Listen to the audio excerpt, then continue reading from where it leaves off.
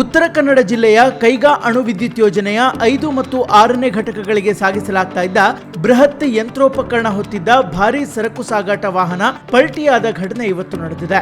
ಕಾರವಾರ ತಾಲೂಕಿನ ಹರ್ಟುಗಾ ಗ್ರಾಮದ ಸಮೀಪ ಈ ಅವಘಡ ಸಂಭವಿಸಿದ್ದು, ಕೆಲಕಾಲ ವಾಹನ ಸಂಚಾರ ಸಂಪೂರ್ಣ ಅಸ್ತವ್ಯಸ್ತಗೊಂಡಿತ್ತು.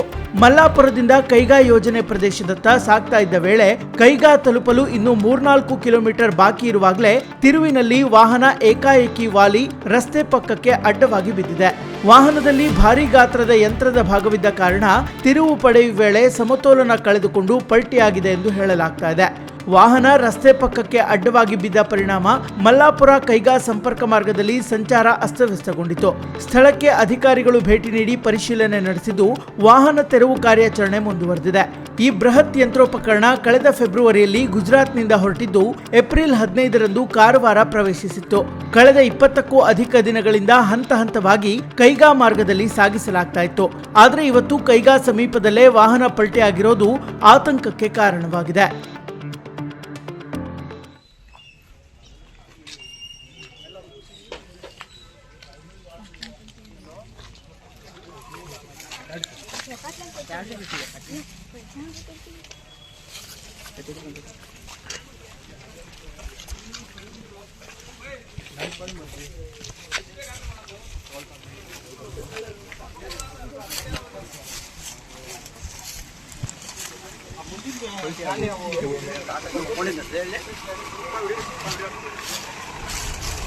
ಇದು ಜಂಗಲ್ ಇದು ಗಿಡ ಕಡದು ಓಪನ್ ಮಾಡಿದ್ರು ನೋಡಿ ಗಾಡಿ ಒಳಗೆ ಗಿಡಗಳು